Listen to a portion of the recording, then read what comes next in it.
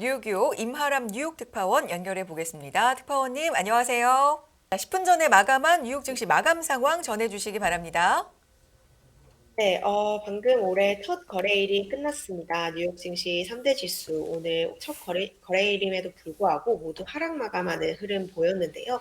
오늘 뉴욕 증시 최고 대장주인 애플과 테슬라 주가가 급락하면서 3대 지수가 결국 부진한 흐름으로 올해 첫 거래를 출발을 한 모습입니다. 네, 오늘 다우 지수가 전장 대비 0.03% 하락 마감했습니다. 살짝 약보합 수준에서 마감한 셈인데요.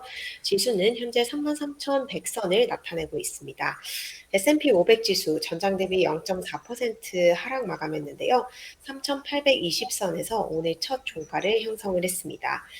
네, 나스닥 지수는 오늘 전장 대비 0.76% 하락 마감했습니다. 3대 지수 중에 가장 낙폭이 컸는데요. 나스닥 지수는 1,400선을 하회하고 있는 모습입니다. 네, 국제 금융시장 간단히 살펴보면요. 채권 금리는 급락을 했습니다. 미 10년물 채권 금리가 10bp 넘게 내리면서 현재 3.78% 수준 나타내고 있습니다. 이미 10년물 채권 금리가 작년 초에 1.6%를 상회하는 수준에서 출발해서 연중에 작년에 4%를 상회를 했었고요. 결국 이제 3.8% 수준에서 지난해 거래를 마무리를 했는데 여기서 조금 더 레벨을 낮춘 수준에서 올해 한 해 거래 출발을 한 모습입니다. 달러화는 강세를 나타냈습니다. 달러화 지수 104.5선을 나타내고 있습니다. 네, 한편 유가는 하락을 했는데요. 내년 2월물 WTI 가격 전장 대비 4.15% 하락한 배럴당 76.93달러의 거래를 마쳤습니다. 연초부터 글로벌 경기 침체에 대한 우려가 커지면서 유가가 하락을 한 모습입니다. 반면 경기 침체 우려에 따라서 이제 2월 네, 경기 침체 우려에 따라서 안전자산인 금 가격은 급등하는 흐름을 보였는데요. 내년 2월물 금 가격이 전장 대비 1%가량 급등을 했고요. 지난해 6월 이후 가장 높은 수준에서 종가를 형성했습니다. 네, 장 시작할 때는 그래도 아시아와 유럽에서 괜찮아서 높게 시작했는데 시작해서 거의 30분도 안 돼서 그냥 뚝 떨어졌는데 장중 흐름이 어떤 이슈들이 있었나요? 네, 오늘 이제 새해 첫 거래일입니다. 사실 작년 말에 뉴욕 증시 산타랠리 따위는 없었고요. 계속해서 굉장히 부진한 흐름을 보이고 있었기 때문에 새해 들어서 하루 이틀 정도는 상승하지 않겠냐라는 기대가 상당히 있었습니다. 장 초반에는 일시적으로 상승하기도 했지만 결국 3대 지수가 모두 주가가 방향성을 나타냈는데요. 올해 연초에 우리가 기대하고 있었던 연초 반짝 랠리도 상당히 난망해진 듯한 분위기입니다. 오늘 국채 금리가 큰 폭으로 하락을 했습니다. 10년물 금리가 10bp 이상 하락했음에도 불구하고 이 빅테크 종목들이 굉장히 크게 조정을 받으면서 나스닥 중심으로 주가가 큰 폭으로 하락을 했습니다. 나스닥이 오늘 장중 1.5%가량 급락을 했고요. 이 애플과 테슬라 주가가 큰 폭으로 조정을 받으면서 이 시장 전체가 흔들리는 모습을 나타냈습니다. 네. 자, 앞서서 말씀해 주셨던 애플과 테슬라 하나하나 좀 얘기를 해볼게요. 먼저 애플입니다. 시총이 2조 달러가 붕괴가 됐는데요. 어떤 얘기가 지금 나오고 있습니까? 네, 정말 새해 벽두부터 이 뉴욕 최대 대장주 애플의 악재가 터진 모습입니다. 새로운 어떤 큰 악재가 터진 것은 아닌데요. 기존에도 애플의 주가를 계속해서 끌어내리고 있던 이 생산 감축 우려가 오늘 다시 애플의 주가에 강한 타격을 가했습니다. 지금 그 전일 아시아장에서 아시아 쪽에서 보도가 나왔는데요. 니케이 아시아 신문이 이런 보도를 했습니다. 지금 애플이 몇몇 납품 업체들의 이제 생산량을 줄일 것을 통보했다라는 보도를 했는데요. 이제 올해 1분기에 아이팟이라든지 애플워치 그리고 맥품의 부품 생산을 줄일 것을 통보했다라고 보도를 했습니다. 이 애플에 납품하고 있는 업체 한 매니저는 이 외신에 애플이 거의 모든 생산 라인의 주문을 줄이도록 알려왔다라고 전했는데요. 이유는 이제 수요가 강하지 않기 때문이다라고 얘기를 했다라고 합니다. 지금 중국은 이제 코로나 발생이 2년이 넘는 기간 만에 처음으로 코로나 봉쇄를 전면적으로 완화를 했습니다. 장기적으로 보면은 경제에는 굿뉴스일 텐데요. 우선 이 봉쇄가 완화되었기 때문에 확진자가 최근에 가파르게 증가하고 있는 모습입니다. 그렇기 때문에 중국발 입국자에 대한 규제가 되려 이제 강화가 되고 있고요. 이에 따라서 중국 내부 공장에서 그리고 또 관련 상상 공장에서 코로나 확진자가 늘어나면서 오히려 이제 좀 상황이 굉장히 안 좋아지고 있는 것 같습니다. 지금 이 외신에 따르면 애플과 이제 인텔의 제품을 공급하는 한 제조업체는 팀의 절반 정도 이상이 코로나 양성 반응을 보였다라고 이제 밝혔고요. 이에 따라서 생산에 상당한 차질이 발생하고 있다라고 얘기를 했습니다. 이 생산에 차질을 빚고 있는데도 불구하고 이것보다 수요가 더 부진하면서 직원들에게 일부 휴가를 내라라고 얘기를 한 것으로 알려졌습니다. 오늘 애플 주가가 지금 3.74% 급락하면서 장을 마감했습니다. 워낙 대형주기 때문에 이 정도 떨어졌으면 좀 많이 급락한 것으로 볼 수 있을 것 같은데요. 종가를 125달러대에서 형성을 하면서 상당히 부진한 스타트를 끊었습니다. 지금 시가총액 역시 올해 장중 2조 달러 아래로 붕괴를 한 상태인데요. 애플 같은 경우 지난해 첫 거래일, 작년 바로 2022년 1월 첫 거래일에 3조 달러의 시총을 달성을 했었습니다. 딱 1년 만에 이제 시총이 1조 달러가 줄어들게 된 셈인데요.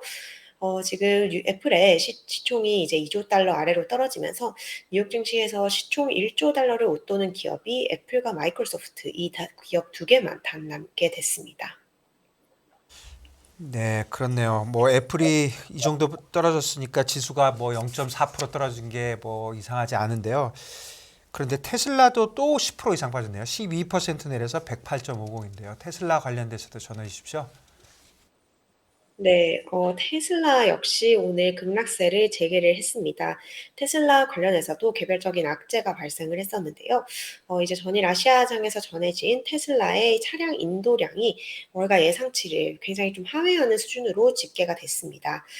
지난해 4분기 테슬라가 이제 40만 5,287대의 차량을 인도했다라고 하는데요.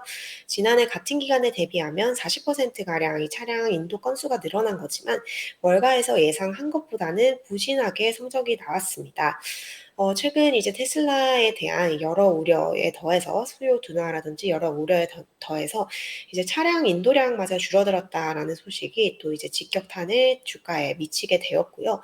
테슬라 주가가 이제 108달러 선, 다시 110달러 선 아래로 떨어진 모습입니다. 작년 연말 며칠 동안 테슬라 주가가 잠깐 이제 회복하는 모습을 보였는데요. 다시 역시 이제 좀 하락세를 보이면서 새해 첫 거래일부터 좀 부진한 흐름을 보이고 있습니다. 지금 월가에서는 테슬라에 대해서 매도하라라는 월가 전문가들의 의견 또한 제시가 되고 있습니다. 월가 최대 투자은행 JP모건 같은 경우 이런 입장을 보이고 있는데요. 테슬라에 대해서 매도 의견, 이제 파는 것이 유리하다라는 의견을 제시를 하고 있습니다. 반면 일부 IB들은 테슬라가 지금 주가가 너무 많이 떨어졌기 때문에 바닥을 기록했을 수 있다라고 주장을 하고 있는데요. 투자회사 베어드라든지 캔코드 제너티 같은 경우 테슬라 종목에 대한 저점 매수를 주장을 하고 있습니다. 네. 테슬라는 오늘도 또 10%대 급락을 보이면서 마감을 했습니다. 시장이 이렇다 보니까 작년에 연말 효과가 없었는데 연초 효과까지도 기대하기 어렵겠다. 뭐 이런 걱정이 나오는 건 좀 당연한 것 같은데요. 특히나 기술주 중심으로 오늘 또 마감 상황은 어땠는지 그 밖의 종목들도 전해주실까요? 네, 정말 작년에 이제 빅테크 종목들이 너무나도 크게 많이 떨어졌습니다. 미국 채권 금리 상승이 가장 큰 영향일 거고요. 또 미 연방준비제도의 강도 높은 긴축에 따라서 금리에 민감하고 또 미래 성장에 기반하고 있는 빅테크 종목들이 거의 뭐 50% 이상 떨어지지 않은 종목이 없을 정도로 부진한 흐름을 보였습니다. 작년에 이제 주가가 거의 65%가량 폭락을 한 종목인데요. 메타 플랫폼스입니다.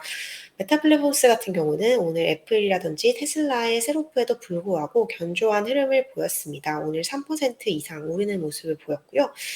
작년에 고점에 비해서 주가가 50% 이상 급락을 했었던 아마존 같은 경우도 오늘 2% 반등에 성공을 했습니다. 구글은 1% 이상 상승을 했습니다. 넷플릭스도 작년에 주가가 거의 반토막 수준으로 떨어졌는데요. 오늘은 보합 수준을 나타냈습니다. 반도체주는 오늘 부진한 흐름을 이어갔습니다. 엔비디아가 오늘 2% 이상 하락을 했고요. 오늘 지금 애플이라든지 테슬라가 굉장히 큰 폭으로 밀리면서 전체적으로 투심은 좋지 않았지만 일부 빅테크 종목들을 한해서는 소폭 상승이 일어난 것으로 볼 수 있을 것 같습니다.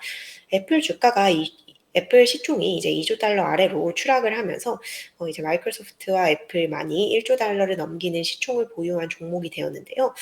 마이크로소프트 같은 경우는 오늘 약보합 수준에서 마감을 했습니다. 네, 오늘 S&P 500 구성하고 있는 섹터 중에서 6개 가량 섹터가 하락하는 모습을 보였고요. 이 중 에너지와 테크, 기술 관련주가 가장 큰 폭의 하락세를 나타났습니다. 반면 이제 버라이존이라든지 AT&T 종목 등 통신주가 강세를 나타냈는데요. 최근 버라이존 같은 경우는 이제 배당금을 올리면서 다우의 개라고 표현을 하는 이제 다우에서 배당 수익이 가장 높은 종목으로도 지목을 받았습니다. 버라이존 같은 경우는 상승을 했고요. 또 페이팔 같은 경우도 상승하는 흐름을 나타냈습니다. 애플하고 테슬라를 제외하면 나머지 빅테크는 꼭 빠지는 것도 아니네요. 그러니까 결국은 빅테크 안에서도 차별화가 좀 일어나고 있고 애플이 시총이 워낙 크다 보니까 애플이 빠지니까 지수가 좀 빠지는 그런 양상인 것 같습니다. 올해 전망 골드만삭스, BOA, 바클레이스, 시티 온 동네에서 다 한 것 같은데요. 좀 간단하게 전해주시죠. 네, 오늘 주가는 좋지 않았지만 어쨌든 새해가 밝았습니다. 새해가 밝았기 때문에 글로벌 IB들에서 올해의 이 주식시장 상황 그리고 미국 경기 침체, 나아가서 글로벌 경기 상황에 대해서 이 전망치를 다 제시를 하고 있는데요. 우선 이제 좀 대세는 미국의 경기 침체가 다가올 것으로 예상하는 것이 지금 전체적인 대세인 것 같습니다. 지금 뱅크 오브 아메리카라든지 바클레이즈, 시티, 또 도이치방크 이런 데에서는 대부분 이 경기 침체를 전망을 하고 있는데요. 조금 자세히 살펴본다면 지금 바클레이즈 같은 경우는 글로벌 경제가 올해 스태그플레이션, 고물가를 동반한 경기 침체에 빠지게 될 것이다라고 좀 부정적인 전망을 하고 있습니다. 뱅크 오브 아메리카 역시 미국과 유럽 그리고 영국이 모두 침체에 빠질 것이다 라고 주장을 하고 있는데요. 지금 여기서 이제 시티 같은 경우는 한 발자국 더 나갔습니다. 시티는 이 침체가 다가올 것이고 침체 우려는 주가에 반영이 덜 된 상태다라고 주장을 하고 있는데요. 또 이렇게 좀 안 좋은 전망을 하고 있습니다. 도이치방크 같은 경우는 올해 중순에 침체를 전망을 하고 있습니다. UBS 같은 경우에도 글로벌 경기 침체를 전망을 하고 있는데요. 이 반면에 조금 긍정적인 전망을 하고 있는 하우스가 골드만삭스라든지 JP모건입니다. 골드만삭스 같은 경우 오늘 이제 새해에 경기 침체는 없다, 2023년에 침체는 없다라는 보고서를 발표를 했는데요. 이건 이제 월가의 대체적인 컨센서스에서 조금 벗어난 전망입니다. 대부분 IB들이 침체를 전망을 하고 있기 때문에 이제 조금 새로운 전망을 한 것으로 보이는데요. 골드만삭스는 이제 페드가 올해 이제 계속해서 금리를 올릴 것으로 예상이 되지만 페드가 결국 이 고용시장 그리고 금리와의 어떤 아주 미묘한 줄다리기에서 성공을 할 수 있을 것이다라고 얘기를 했습니다. 결국 페드가 고용시장을 적절히 둔화시키면서 동시에 이제 인플레이션을 완화시키는 경제의 연착륙에 달성하는 데 성공시킬 것이다라면서 좀 페드에 대한 믿음을 골드만삭스가 드러냈는데요. 골드만삭스는 지난해 이제 4분기에 경제 성장률 전망치 또한 상향 조정을 했습니다. 이제 JP모건 같은 경우도 이제 올해는 금리가 계속해서 오르겠지만 내년 언젠가는 금리 인하가 올 것이다라고 보고 있습니다. 그렇기 때문에 이 페드의 피벗이 오기 전에는 이 위험자산 가격이 예를 들면 증시가 되겠죠. 증시의 가격이 하락할 것으로 전망을 하지만 어쨌든 이 피벗을 올 것이다라고 주장을 하고 있는 하우스가 JP모건입니다. 모건 스탠리 같은 경우는 내년에 저성장 그리고 저인플레, 새로운 통화 정책 이런 여러 가지 격동의 시기 속에서 채권 시장이 유리할 것이다라고 얘기를 했고요. 주식 시장에 한해서는 방어주가 유리할 것이다라는 전망을 했습니다. 지금 모건 스탠리의 최고 투자 책임자 마이클 윌슨 같은 경우는 올해 1분기에 S&P 500 지수가 3,000에서 3,300선까지 저점을 찍고 연말에 이제 3,900선으로 랠리를 할 것이다라고 보고 있습니다. 비단 이 IB 쪽에서만 경기 침체를 전망하고 있는 상황이 아닌데요. 국제통화기금의 이제 총재입니다. 크리스탈리나 게오르기에바 총재가 어제 CBS 방송에 출연을 해서 이런 발언을 했습니다.